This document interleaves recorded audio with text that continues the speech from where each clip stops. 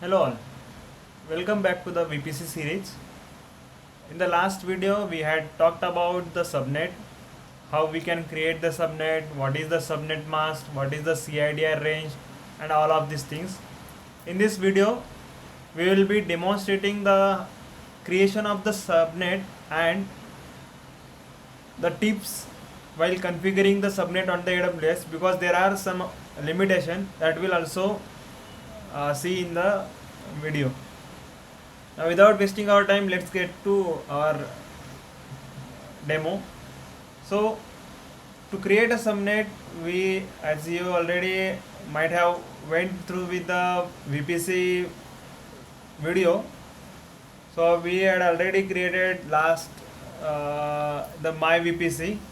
So just to let you know about the subnet AWS limitation, I had created this subnet, but before that we'll go with the what is public and private subnet. And the already that I am already mentioned you the public and private subnets, which are nothing but we are giving or dividing the network within the different segments, so that we will be able to deploy our resources accordingly. So for example, on the public subnet, where we are able to access the internet, that means our web application, web servers can be rely on that subnet. And for the database, where we shouldn't get directly connected from the internet, we can close or put that database inside the private subnet. I will show in upcoming videos how we can configure the database inside the private, how we can configure the EC2 inside the public. Just for now, we'll configure the public and private subnet. Before that, I want you to get understanding about the subnet limitations of AWS. So just to have the subnet limitations of AWS, I had already created one VPC. Here you can see the VPC, its CIDR range is 10.0.0/27 is the subnet mask, and /27 is nothing but we will get 30 hosts. And just to give you the idea about the limitations, let's say I want to divide this host again inside the 6 host. Okay, now if I use this subnet IP address,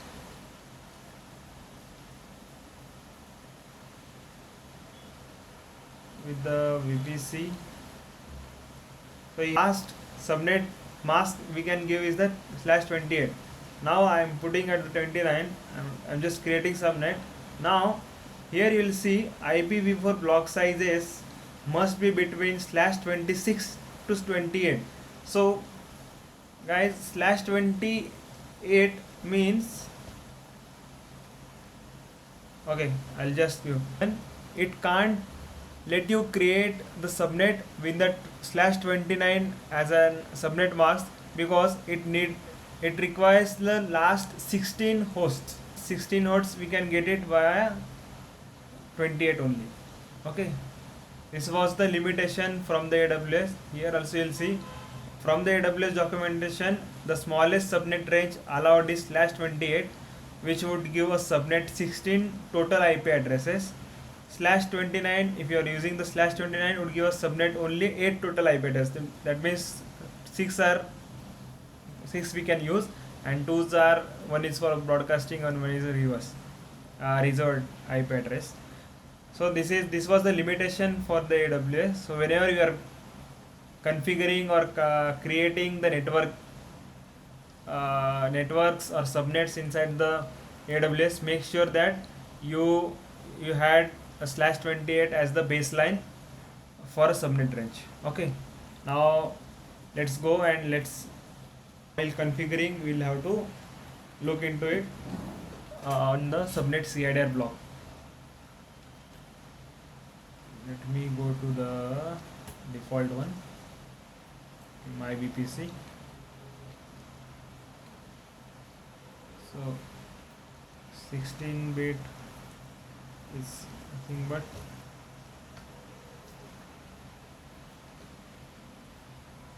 I can use 65,534 hosts, where I can divide with the, let me divide my VPC with the host of 254.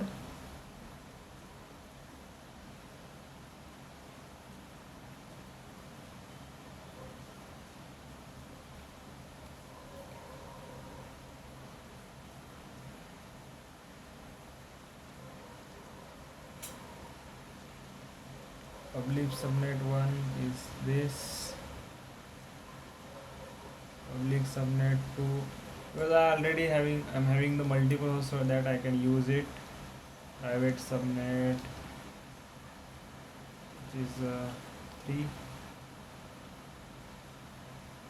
private subnet, which is 4. So now guys, if you just look into the subnet section, I choose my previous VPC, which is having the /16 as a CIDR range, so that I can create a 2 public, 2 private. Just create public subnet. Okay.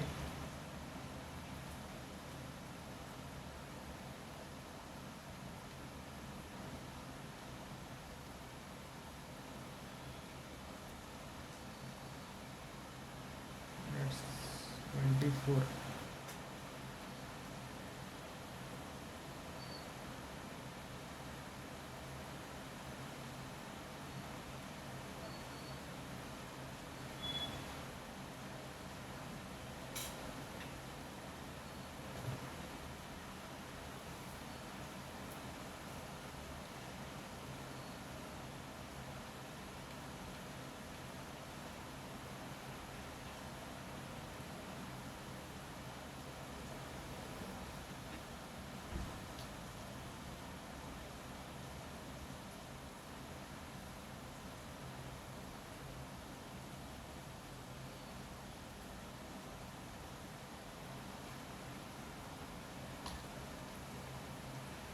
Now this is also a new learning for us.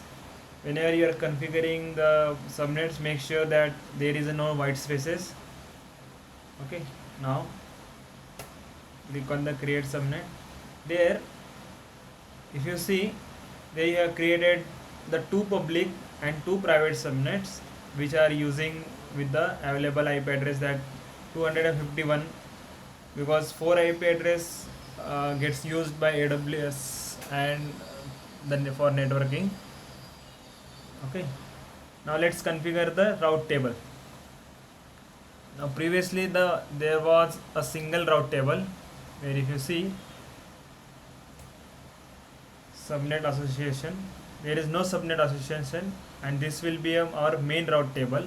Now what I will do, I'll use this main route table as it is, and I'll add my main route table with the public subnet, so that I can add this route table whenever I need the internet access. So this was all about the public subnet, private subnet, route tables, our limitations with the public subnet, private subnet creation.